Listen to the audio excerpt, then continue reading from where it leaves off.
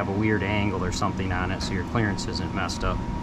But a valve stem grinder is the optimal way to actually do it. You actually fasten it down and it'll bump the end of the stem, and it'll take a few thousandths at a time, kind of like using a lathe almost in a way, so you can control it really well. Which I had to do that on the intake and the exhaust. The previous work that was done, they never did it apparently, and they did the seat, a new seat on the exhaust, and they never seated the valve to the seat, so it had to be done in order for it to seal correctly so that the engine will run right.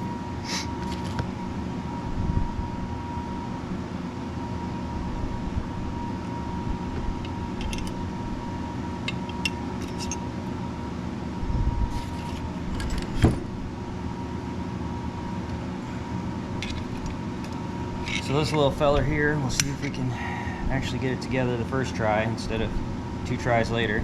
So right now I have it rotated so the pin's facing out, the hole for the pin is facing outward. We'll get this tool back in here.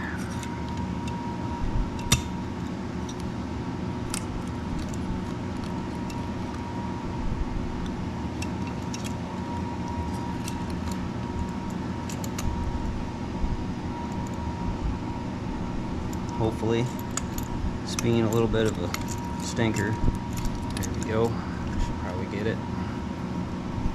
Another thing you want to note too is you don't want to fully compress the valve spring to the point where it's smashed, because that can potentially break it or wreck the spring's tension. Well, I get it just enough that you can basically, you can see down in there, but basically see down in there and where the hole is lined up, so you can get that pin in there.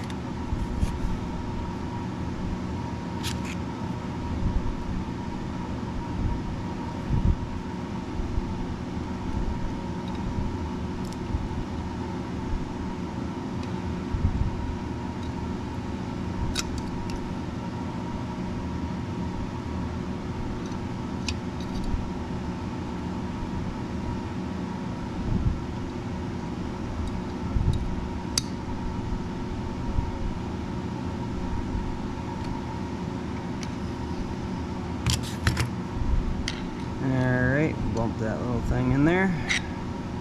Alright, that one's in place.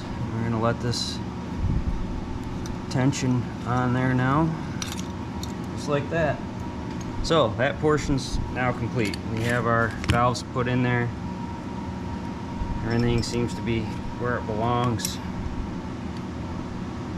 I want to look at the retainers down in the bottom there, make sure that they look correct, that everything is the way it should be. You see that it's moving with the cam like it should. That one's seated good and that one's seated good. Alright, now we're going to flip this thing over. So we need to roll this over. We're going to be in between there and there. The lifters with the springs and that on the valves are going to help hold your cam still for you once you rotate it to the point where you can see that hopefully the white mark inside there. This is actually the dot for the tooth to line up to time the cam to the crankshaft. So what we're going to have to do now is, this is kind of fun too, because I don't know if you can see very well, but these teeth are not straight cut, they're cut on an angle.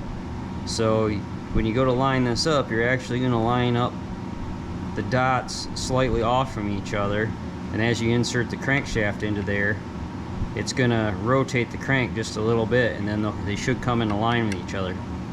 So that dot there is your cam marker. Our crankshaft here has a mark on it here.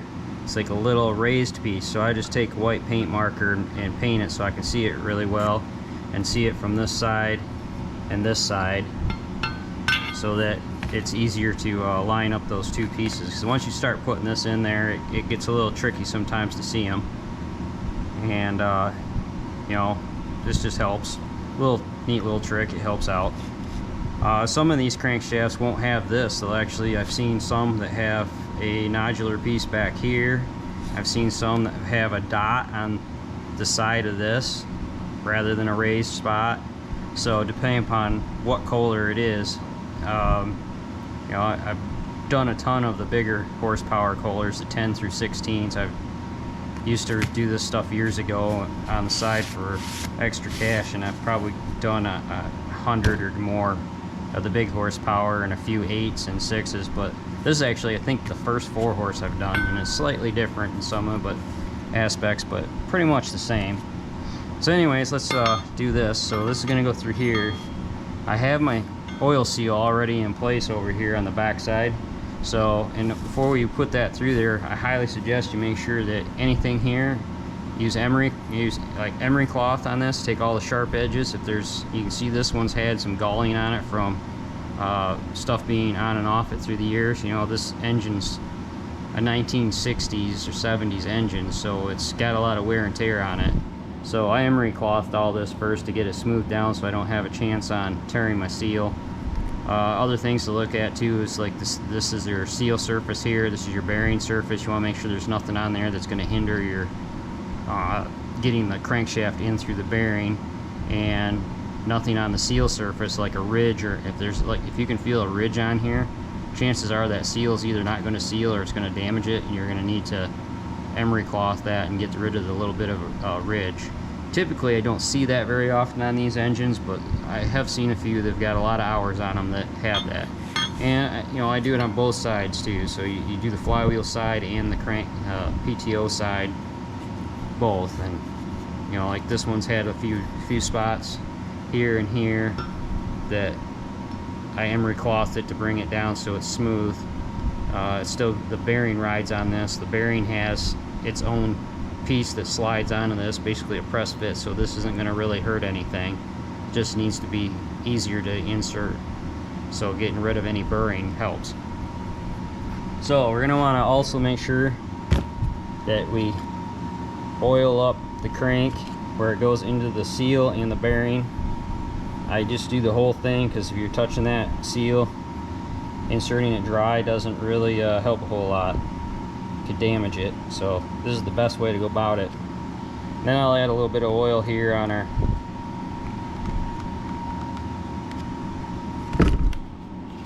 cam gear part, and so nothing's dry when we put it together. Try to make sure that we get enough oil and everything and that. So this is going to slide in through here. We're going to, like I said, this is the part that gets kind of tricky, lining those two lines up, so it's hard to see them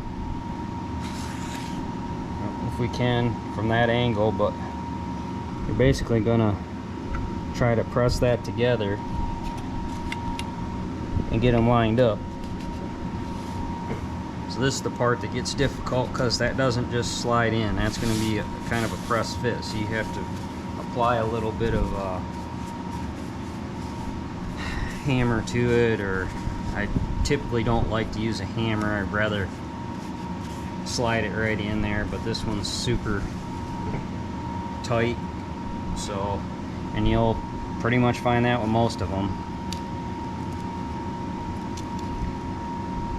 So there's multiple ways to do this besides a hammer. If you have a way to if you have to use a hammer, put the nut on the threads so it's flush at the end. Use a block of wood, tap it. If you have to hit it hard, something else is probably wrong. It should only take a few taps and it should start moving right in there. If it's going hard, there's something seriously wrong. But you can also use the PTO side, like this one is threaded in the end. You can use a bolt, make yourself like a makeshift puller type thing, like a U that comes up and over, and the bolt threaded into it, and use that to pull it in. But I'm kind of gonna cheat it here. This is for my own project, so I'm not too concerned about it. And I really, like I said, typically if this was for somebody else, I wouldn't be doing it this way. I would definitely be using a different method, but sometimes you just don't have the things you need right at hand. So, which I haven't done enough engine builds in the last 5 years to have tools sitting around anymore, and I got rid of a lot of things, and now I kind of regret it. But it is what it is.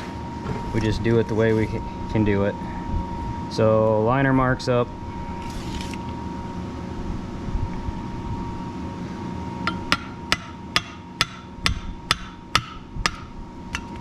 Let's see if we get them about right. Looks like it's going to be off slightly.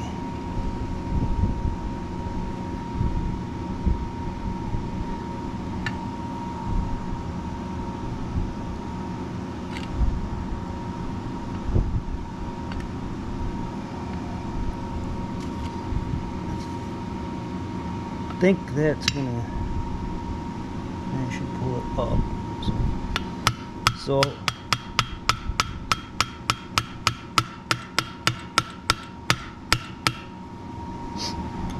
all right.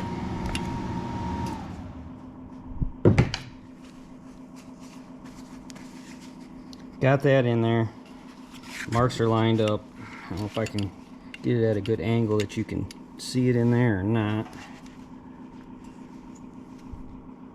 Yeah, I can't see the dot really now behind the, but the dot is behind that part right there. The lighting's not so great, so, but that's how it should end up lined up. You just have to remember those are not straight cuts, so they're gonna travel as you tap that in there. So anyways, this is all parts together, so we have it that far. And you, like I said, if you have to really hammer on this thing to get the crank to start moving in there, there's something wrong, you need to stop so you don't damage your crankshaft.